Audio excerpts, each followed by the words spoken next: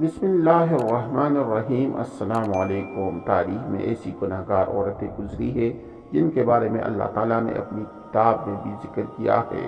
یہ عورتیں نہ صرف انسانوں کی گمراہی کا باعث بنی بلکہ بعض اللہ تعالیٰ کے انبیاء کرام کو قتل کرانے میں بھی پیش رہی۔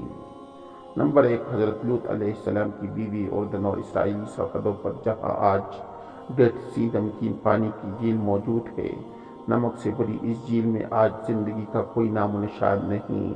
تاہم آج سے ہزاروں سال پہلے یہ انتہائی زرخیز علاقہ تھا جہاں سدوم اور عمورہ نامی شہر آباد تھا۔ یہی وہ قوم تھی جس پر اللہ تعالیٰ نے حضرت لوط علیہ السلام کو نبی بنا کر بھیجا تھا۔ اس قوم کا گناہ بہت ہی بڑا تھا۔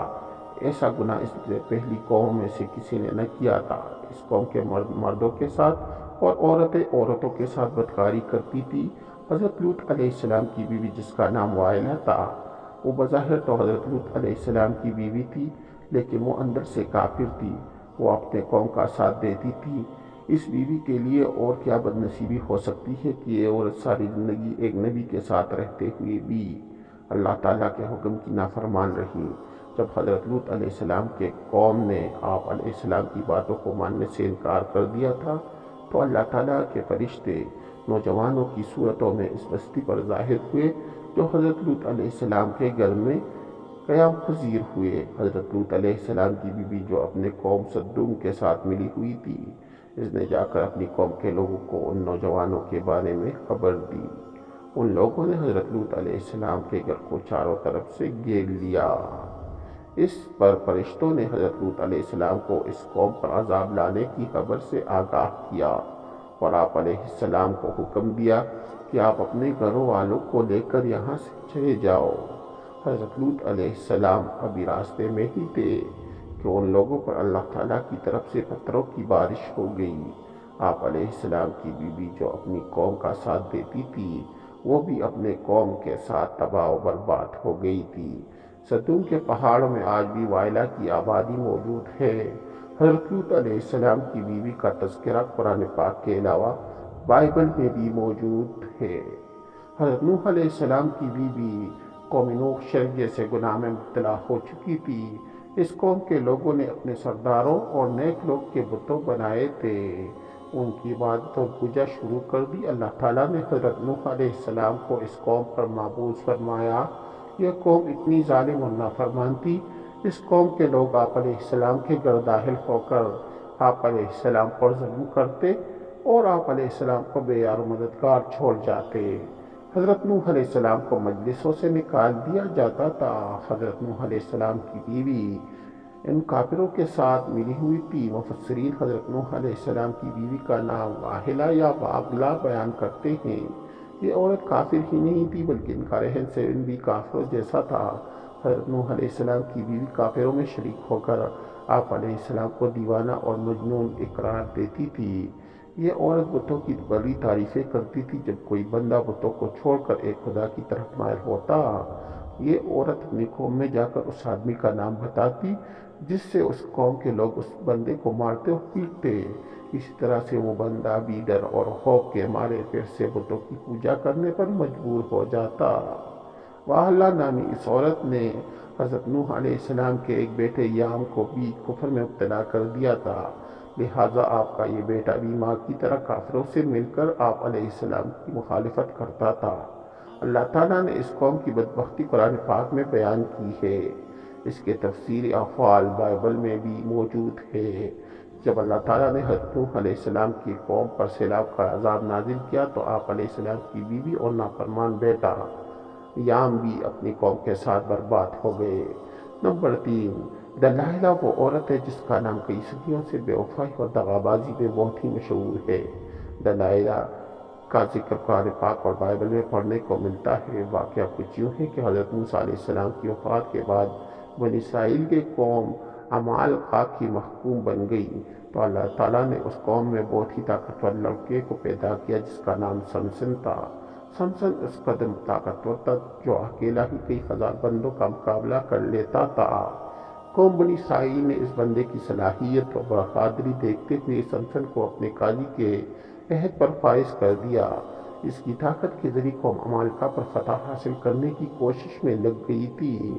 دوسری طرف قوم عمالقہ سمسن کی طاقت پر قابو نہ پا سکی۔ انہوں نے اپنی قوم کی ایک لڑکی جس کا نام دلائلہ تھا، اس کو سمسن کی بہادری اور اس کی صلاحیتوں کا راز دریافت کرنے کے لیے سمسن کے پاس بھیجا تھا۔ سمسن اس لڑکی کو دیکھ کر پاگل ہو گیا اور اس کی محبت میں دیوانہ ہو گیا۔ اس نے اس لڑکی کو اپنی صلاحیت کے سب راز بھی بتا دیے تھے۔ سمسن نے کہا اس کی طاقت کا راز اس کے بالوں میں ہے۔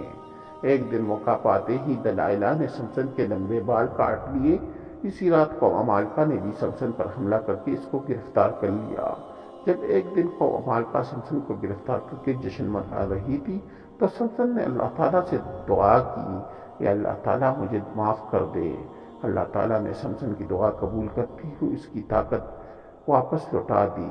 جس ستون کے ساتھ سمسن کو باندھا گیا تھا، سمسن نے اس ستون کو اپنی طاقت سے کھینچا تو سارا محل زمین پر گر گیا، جس کے نتیجے میں دلائلہ اور قوم عمالقہ کے بے شمار لوگ موت کی گھاٹ اتر گئے۔ نمبر 4، جائزبل لبنان کی بادشاہ کی بت پرست بیٹی تھی۔ اس کی شادی قوم بنی اسرائیل کے بادشاہ آخیب سے ہوئی۔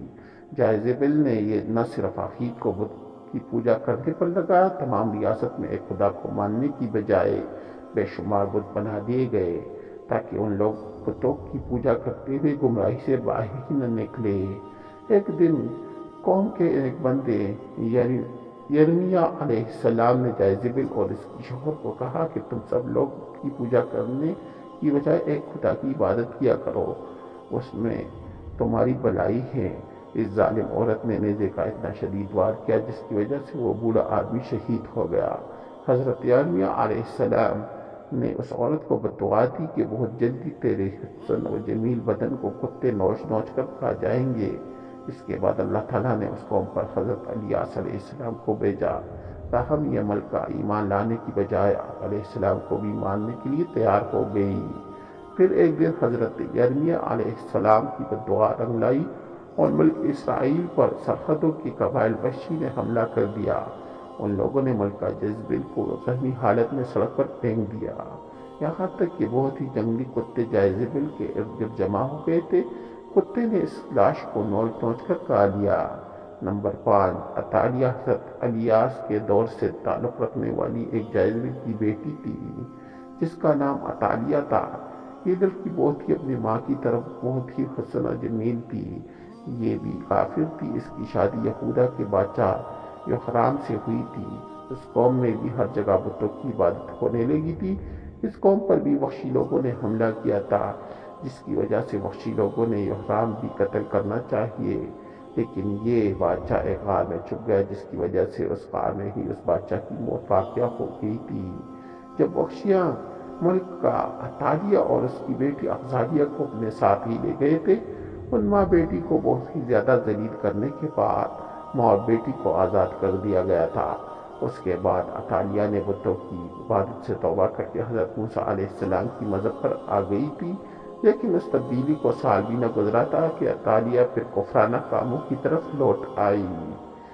اس کی بیٹی کے قتل کے بعد ملکہ عطالیہ کو ہی سلطنت یہودا کا تاج پہنا دیا گیا تھا۔ اس نے اپنی دولت کے نشے میں آ کر اپنے پوتوں کو قتل کروا دیا، پھر اپنی رعایا میں بہت ہی ظلم و ستم کرنے لگی، تاہم اس کا پوتا اس سے جان بچانے میں کامیاب ہو گیا۔ یہودا کے لوگوں نے اس کو اپنا بچہ بنا لیا تھا۔ یہ ملکہ عطالیہ اپنے محل کے باہر اپنی ہی قوم کے خاطر بہت ہی ذلیل اور رسوا ہو کر مر گئی۔ عطالیہ کا ذکر بھی بائبل میں تفصیل کے ساتھ موجود ہے۔ Number 6، Herodias.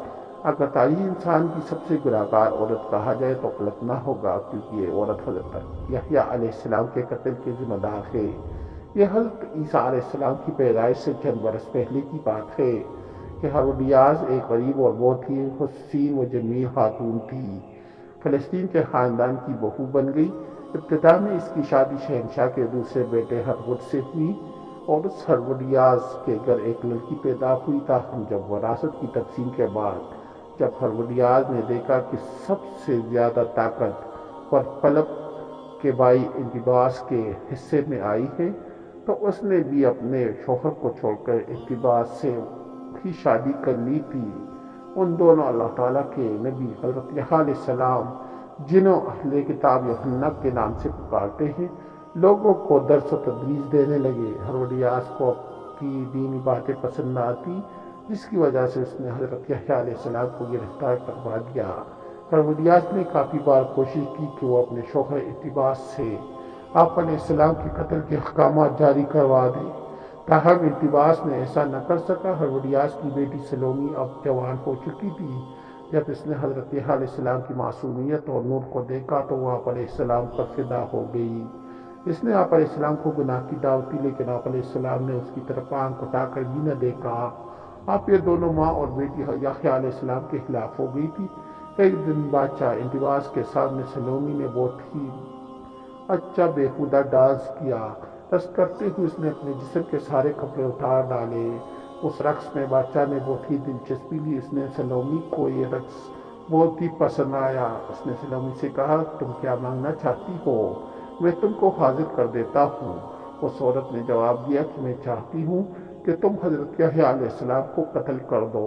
بادشاہ جو کہ بڑے محفل میں سلومی سے عہد کر چکا تھا، اس نے یحییٰ علیہ السلام کو شہید کر دیا۔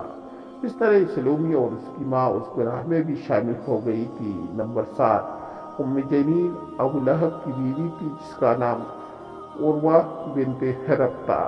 اس کی آنکھیں کا بینگا پر نمایاں تھا، جس کی وجہ سے ان کو لوگوں میں کافی مشہور تھی۔ قرآن پاک میں اللہ تعالیٰ نے ابو لہب اور اس کی بیوی کو انتہائی سخت الفاظ میں کیا ہے، جس کی وجہ ابو لہب اور اس کی بیوی کا نام نبی اکرم صلی اللہ علیہ وآلہ وسلم کے ساتھ سخت مشرکانہ رویہ ہے۔